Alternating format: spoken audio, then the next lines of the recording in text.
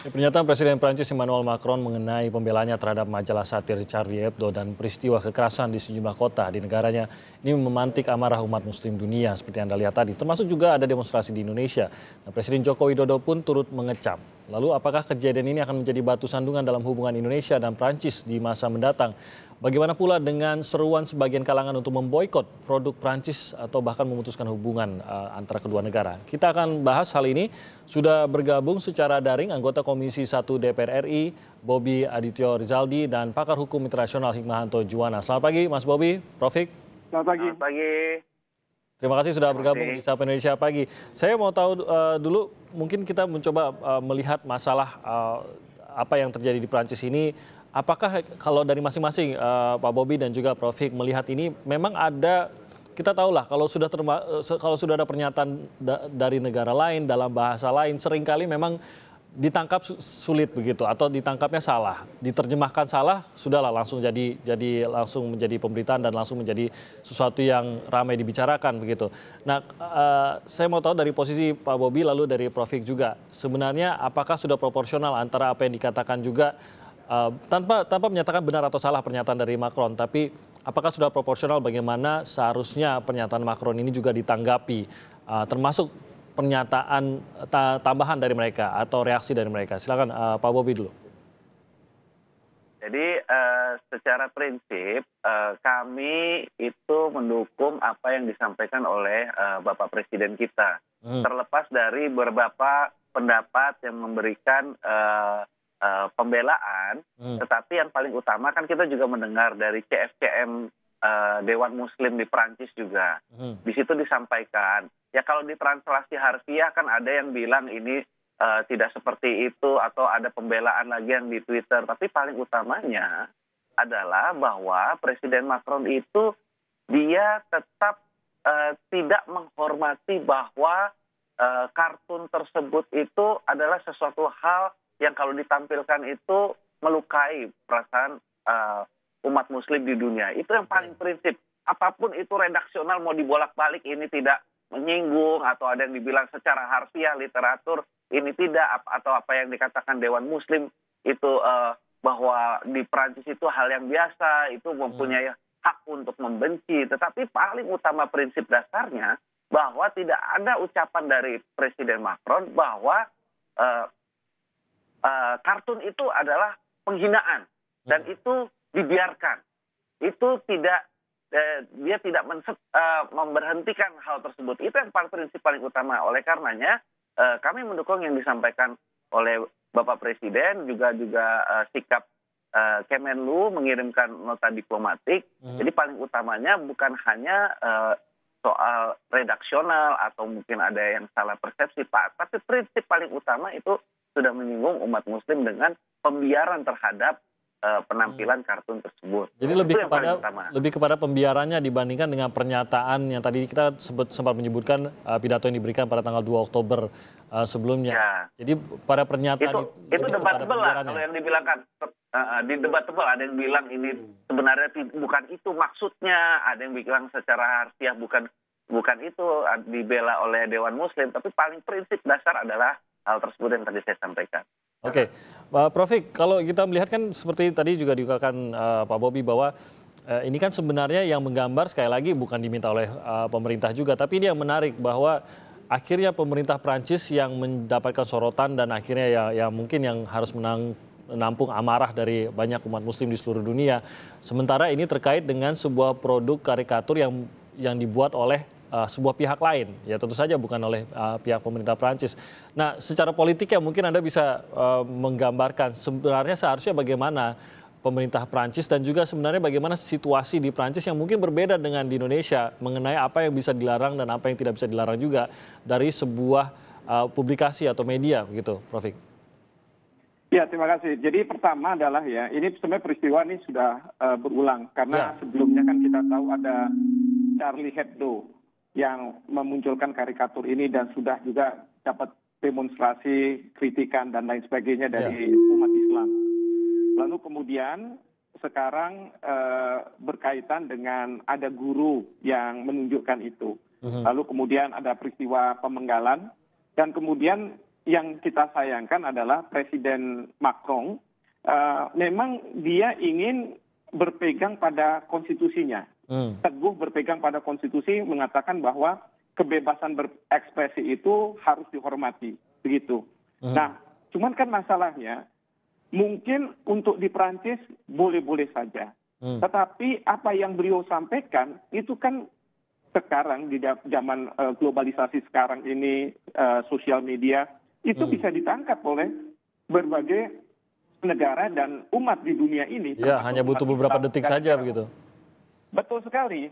Dan terlepas dari apa yang beliau sampaikan, itu sudah mengena kepada umat muslim bahwa seolah-olah Presiden Macron itu membenarkan tindakan untuk memberi kebebasan masyarakatnya membuat karikatur terhadap Nabi Muhammad yang sangat dijunjung oleh umat muslim. Nah, jadi itu permasalahan, titiknya di situ.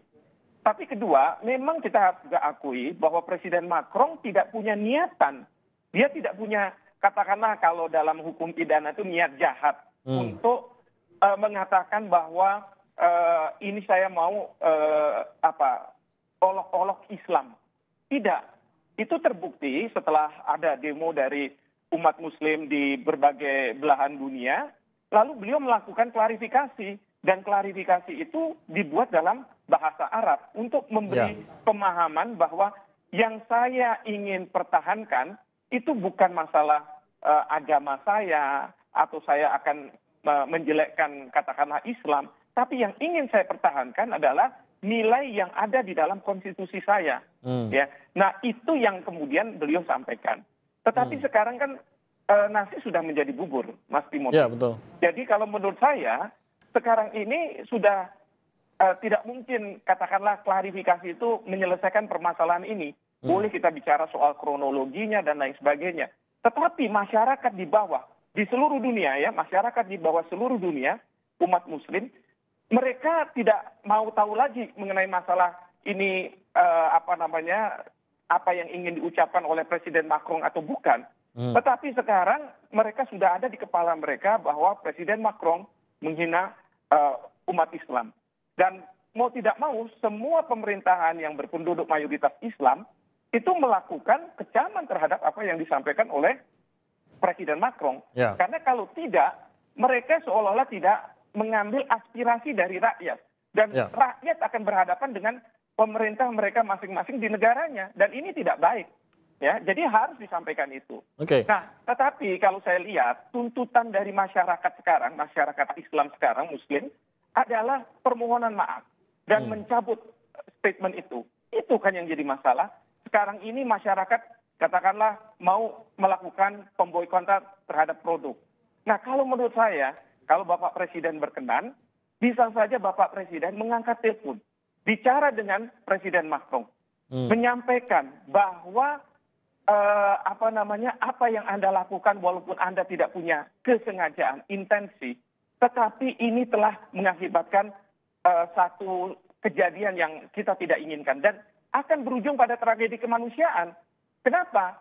Karena sekarang aja kalau misalnya kita lihat di Nice kemarin, itu betapa masyarakat ini di Prancis ingin membela nabinya, lalu kemudian melakukan pembunuhan yang menurut saya juga tidak dibenarkan. Dalam Islam. Ini juga dikecam juga oleh Presiden Jokowi. Dikecam.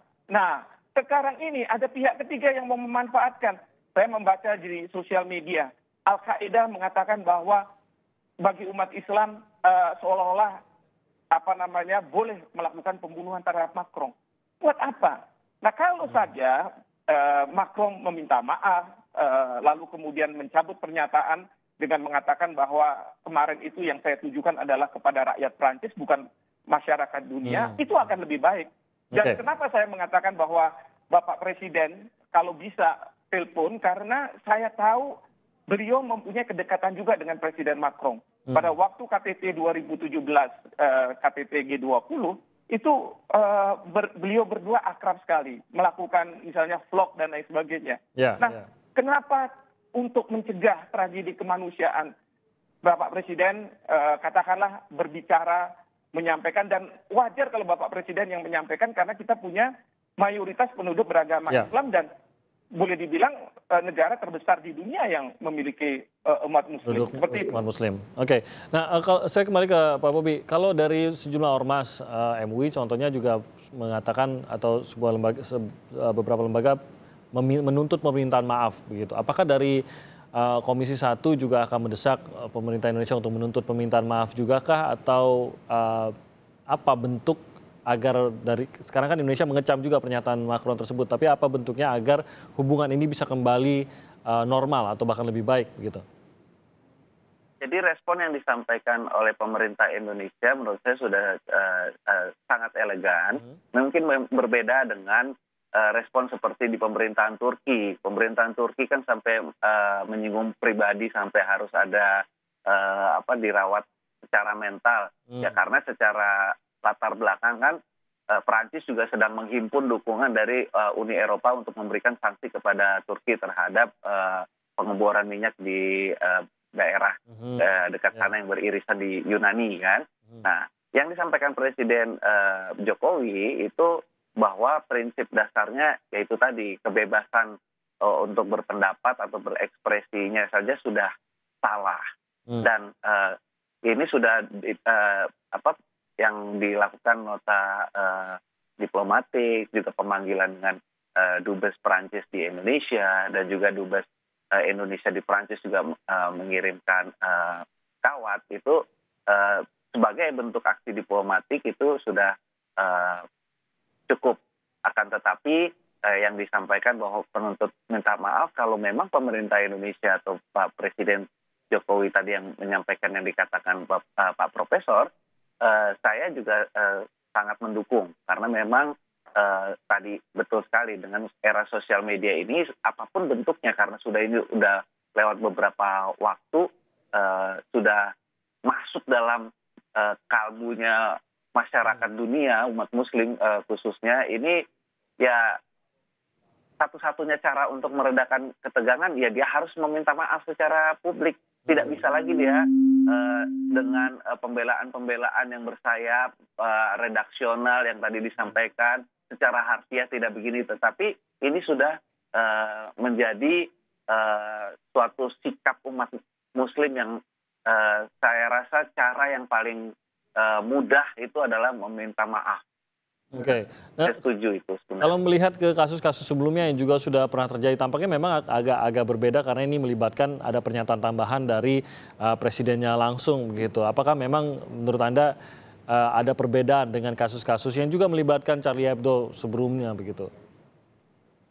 Yang disampaikan Pak Prof. Hikmahanto tadi mungkin benar, yang tidak ada mens rea-nya mungkin tidak ada niatnya. Akan tetapi yaitu karena era sosial media ini sudah terbentuk pendapat di umat muslim dunia bahwa ya itu memang presidennya yang memberikan pembiaran, sehingga ini berpotensi memprovokasi, memobilisasi kejadian-kejadian lanjutan dari hal kemarin. Dan secara teori yang paling mudah dan dia bisa lakukan untuk menghentikan mobilisasi dan provokasi ini adalah dengan meminta maaf.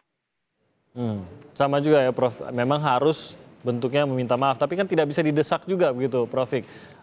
Seseorang untuk meminta maaf, apalagi ini pemimpin negara yang menjadi representasi dari negaranya begitu. Kalau istilahnya kalau Macron meminta maaf seperti seakan-akan Prancis meminta maaf begitu, akan suatu pertimbangan yang besar di situ Prof. Ya, sebenarnya begini. Pertama kalau didesak itu memang betul.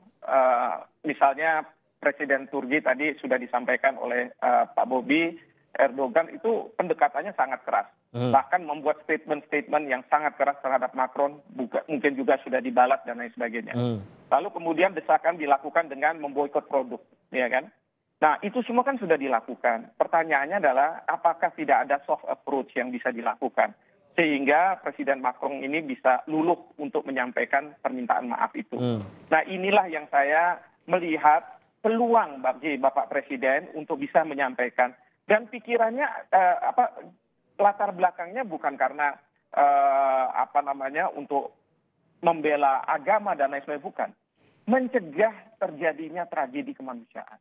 Mencegah terjadinya suatu situasi yang menurut saya membayangkan bisa mengerikan. Kalau misalnya Presiden Macron tidak meminta maaf. Karena begini, Presiden Macron boleh saja berkata bahwa ini konstitusi saya, ini negara saya, ya, saya tidak mau tahu yang lain. Tetapi akibatnya apa? Hal-hal yang berbau Prancis itu bisa menjadi ancaman.